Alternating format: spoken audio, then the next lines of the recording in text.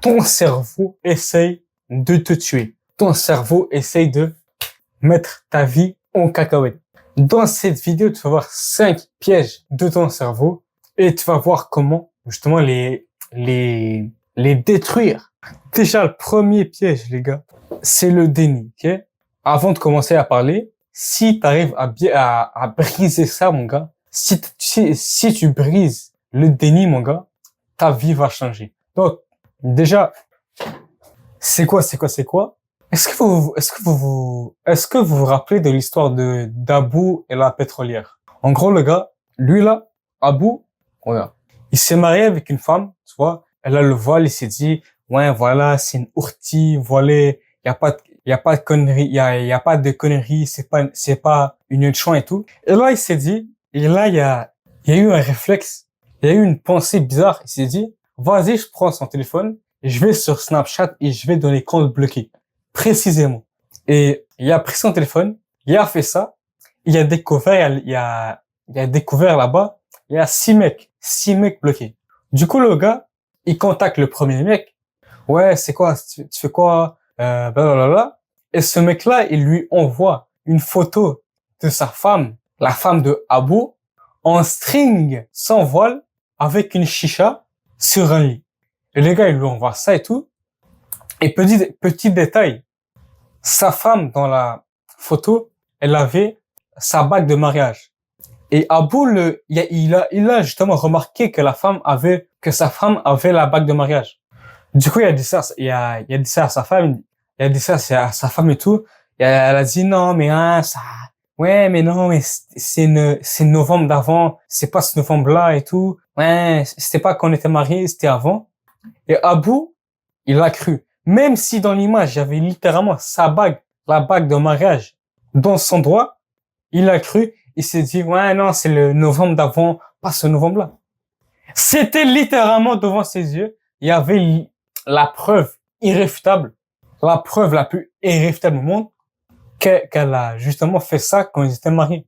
Et le gars, oui, mais non, ouais, mais non, mais c'est pas vrai, alors que c'est clair. Donc déjà, les gars, le déni, c'est quoi? Le déni, les gars, c'est de se voiler la face pour éviter la vérité qui fait mal. C'est de justement se voiler la face pour pas voir la vérité qui fait mal parce que ça fait mal. C'est un mécanisme de cerveau qui fait en sorte que si une vérité fait trop mal, le cerveau il va essayer de créer le déni et tout. Sauf que le problème, c'est que la vérité, elle s'en fout des émotions. La vérité, elle n'en a rien à foutre des émotions. Un autre exemple de déni, les gars, tes parents, quand tu leur dis, moi, je veux pas faire d'études, tout ça, t'expliques, blablabla, bah, c'est très dur qu'ils soient convaincus. Parce que eux, ils ont fait les études. Et donc, si tes parents, ils apprennent que le système scolaire, c'est de la merde, que, faire des études supérieures, ça permet juste d'être un rat, bah, ça veut dire que eux, ils ont perdu 7 ans de leur vie. Eux, ils ont perdu des années de leur vie. Du coup, les parents, ils vont se dire, donc si ça c'est vrai, ça veut dire que j'ai perdu 7 ans de ma vie. Mais du coup, vu qu'ils ont vu la vérité qui fait mal, il y a le déni qui se crée et ils créent des excuses. Mais oui, mais c'est pas vrai. Regarde ton oncle, il a pas étudié. Regarde comment il est. Là même là actuellement il étudie parce qu'il a pas étudié. Il y a des acteurs, ils sont médecins en même temps. C'est possible, tu vois. Tu peux leur convaincre comme ils veulent. Ils ont le déni. Sauf que mon gars, quand tu arrives à briser le déni, c'est une renaissance. Tu changes ta vie, ta vie elle change. T'as une motivation. Donc lui, c'est comme les films au début là. Il y a un truc chiant qui se passe et après le gars, il rage. Et il va commencer à être meilleur, à s'entraîner. Moi, je m'appelle à l'époque. Les gars, pour vous dire, les gars, je pense que j'ai commencé cette chaîne.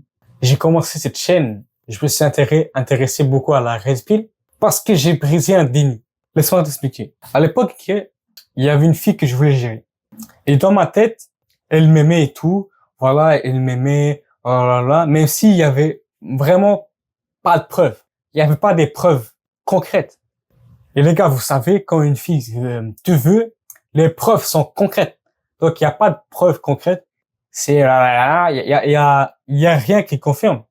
Et genre, on était dans le bus et tout. Et longue histoire. Mais la fille, elle se fout de ma gueule. Devant tout le monde. Et là, je réalise qu'elle veut pas de moi. Et d'un coup, mais je peux pas rentrer en déni dans ce cas-là parce que je peux pas dire, mais non, elle me veut quand elle se fout de ma gueule. Du coup, j'étais en déni. Là, la vérité m'a montré que le déni ne peut pas être possible. Et du coup, ça m'a justement changé. J'ai commencé à rentrer dans la red pill, brain for real, kick and sensei, comment devenir un man alpha, t'as capté, t'as capté, t'as capté. Je pense que ça m'a vraiment motivé à commencer la salle et tout. Les gars, briser un déni peut littéralement changer votre vie. Donc les gars, comment on fait pour briser le déni? C'est qu'il faut vraiment faire l'effort de s'ouvrir l'esprit. Faire l'effort de s'ouvrir l'esprit. Vraiment, se questionner. Est-ce que c'est vrai ça? Est-ce que c'est vrai ça? Est-ce que c'est vrai? Et de mettre ces émotions de côté parce que la vérité, elles s'en foutent tes émotions. Mets tes émotions de côté et demande-toi, est-ce que j'ai un bon physique?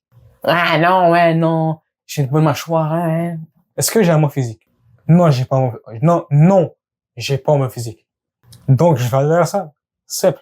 Mais il y aura les émotions qui vont jouer et tout. Les gars, faut faire. Attends, ça fait 11 minutes 30 que j'y yappe. Ça fait littéralement 11 minutes 35 que je yappe sur ça. Les gars, faut que je fasse des cuts, là. C'est trop long. Deuxième biais, ok, c'est le biais du conformisme. Du biais de dire, ouais, c'est normal, ça c'est normal, ça c'est normal. C'est justement le biais de dérelativiser la normalité. Je prends l'exemple de l'adultère. L'adultère, de nos jours, c'est normal. De nos jours, au mariage, tu textes une meuf, vous allez dans les chats du cinéma, bam, c'est réglé. De nos jours, c'est normal. Pourquoi? Parce que tout le monde normalise ça. Tout le monde normalise pas, tout le monde normalise ça, tout le monde fait ça, et c'est considéré normal. Sauf que mon gars, si tu reviens 70 ans en arrière, c'est dégueulasse. Faire ça, c'est dégueulasse. Est-ce que l'adultère a changé en 70 ans? Est-ce que les effets négatifs ont changé? Pas vraiment. Pourtant, à l'époque, c'est mal vu. Pourquoi là, c'est bien vu? Parce que petit à petit, c'est normal, c'est normal, c'est normal, c'est normal. Libération sexuelle, blablabla. Sauf que de base, c'est pas normal. Pareil pour les LGBT. Regarde. Imagine, tu marches, tu vois ça, oui. À l'époque, mon gars, si on revient dans le temps, 20 ans en arrière, what the f,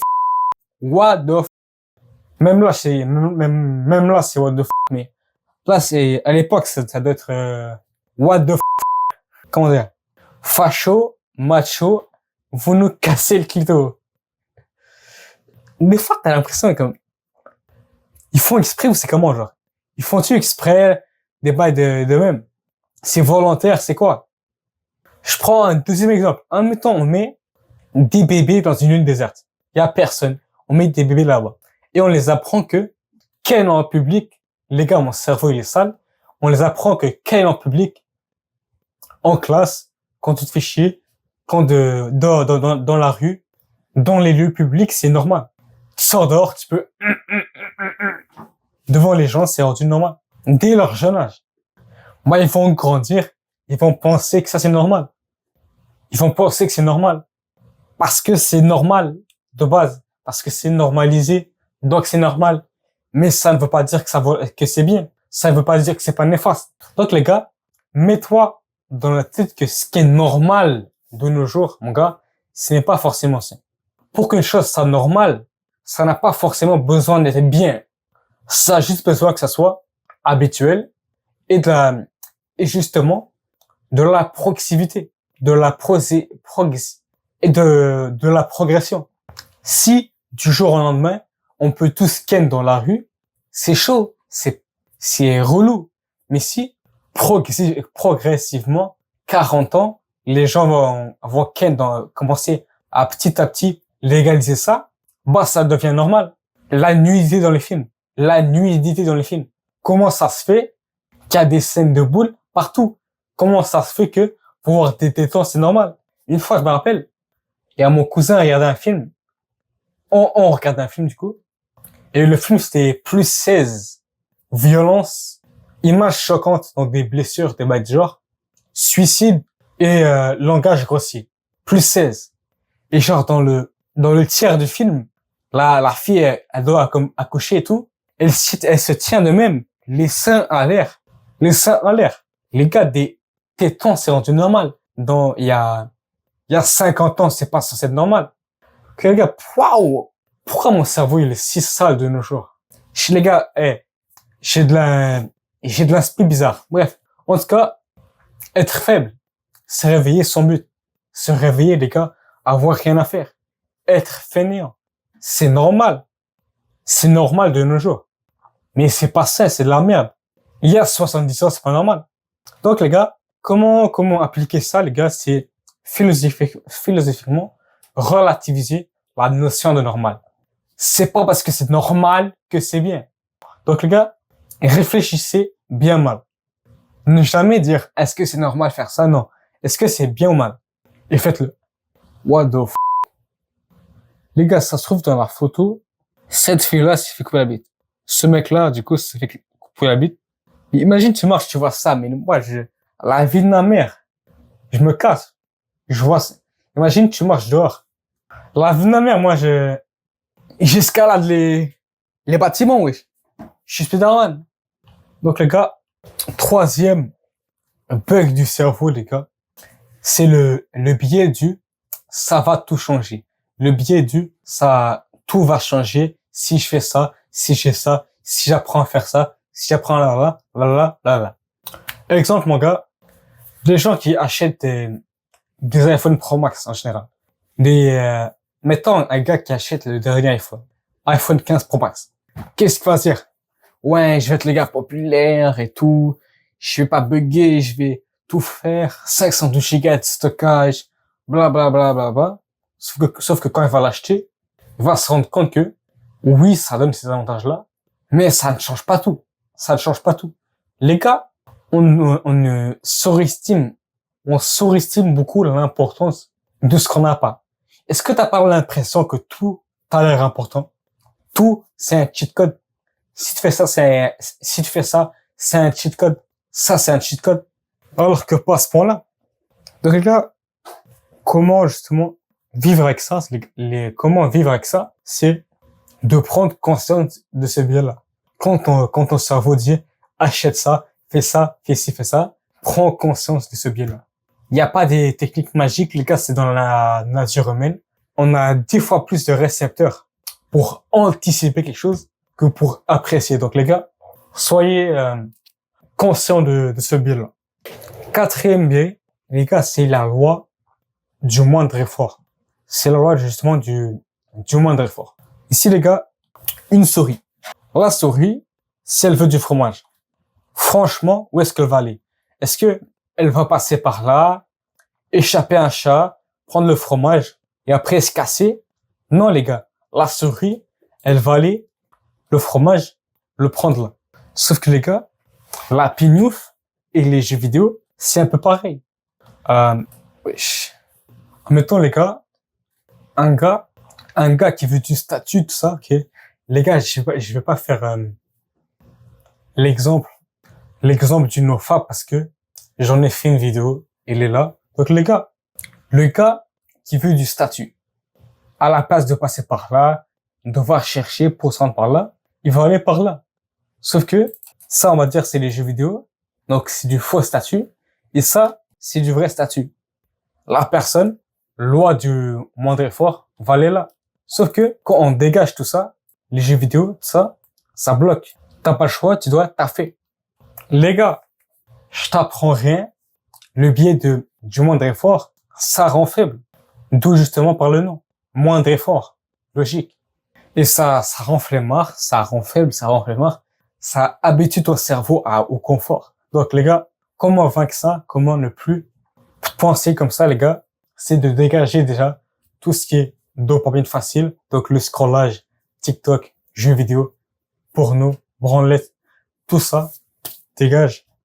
Et d'ajouter justement le l'inconfort involontaire. De rajouter de la souffrance involontaire. Ça, les gars, j'ai pas trop de temps d'en parler dans cette vidéo-là parce que j'en ai fait une vidéo, donc va la voir.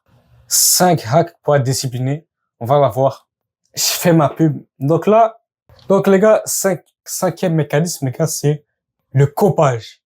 Je sais pas si c'est un mot qui se dit, mais en tout cas, imaginons une personne, ok, et cette personne-là, elle voit un cake. En mettant, ok, sur la table, il y a un cake, et la personne voit ça. Naturellement, la personne veut manger le cake. Mais, cette personne-là, donc, regarde, donc la personne, elle veut le cake, mais elle veut aussi, donc la personne, elle veut manger le cake, mais elle veut aussi, voilà, être fière de soi, avoir un beau corps. Du coup, la personne, elle hésite. Est-ce que je prends? Non, faut pas, non. Et là, il y a le mécanisme de coupe. Donc là, il y a le mécanisme de coupe. Il va arriver, il va dire, c'est pas grave. Il va trouver une excuse. Il va dire, il va justement annuler cette pensée-là. Il va dire, il faut choquer son régime. Choquer le régime. Parce qu'il y a des gens, ils croient que, voilà, faut pas trop manger bien. Il faut des fois manger de la merde pour choquer le régime, pour que le régime, ça devient meilleur. Il va penser ça pour manger le cake. Mais le gars, concrètement, il s'en fout, en fait, comme, de choquer le régime. Ce qu'il veut, c'est le cake. Mais, il crée cette excuse-là pour ne pas avoir les démons dans sa tête. Oui, t'as pris ça. Ah, voilà, t'as pris ça. Du coup, il y a ce mécanisme-là pour, justement, suivre ses émotions sans avoir la culpabilité. Donc, les gars, le copage, les gars, c'est de justement justifier l'irrationnel par le rationnel. C'est les mecs, justement, c'est comme les mecs qui vont justement dire que aujourd'hui, voilà, moi je me pignouffe parce que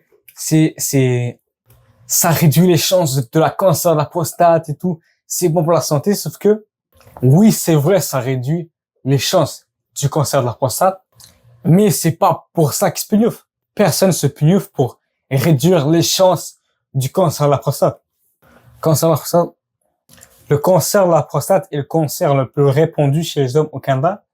Il affecte davantage les hommes âgés.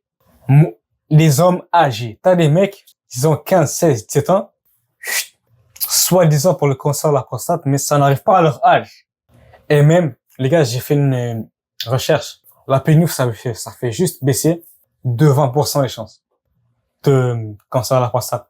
Donc, les gars, et aussi, t'as les gars qui disent non, je joue à Call of pour l'intelligence spatiale, mais on s'en bat les couilles de l'intelligence spatiale.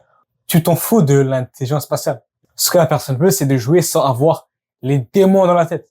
Donc, les gars, si tu veux sortir de ce biais-là, il faut penser logiquement, il faut être honnête avec soi-même et justement de se remettre en question. Les gars, demande-toi, est-ce que tu te largues ça pour diminuer les chances de 20% de cancer de la prostate ou tu te largues ça parce que t'aimes faire croire à ta bite, t'aimes faire croire à ton cerveau que tu kennes et tu kiffes ça parce que t'as des nerfs dans la bite et blablabla. Bla bla.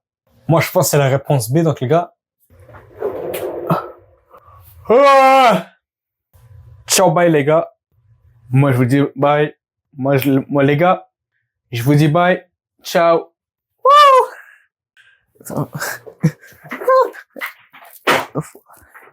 Wesh.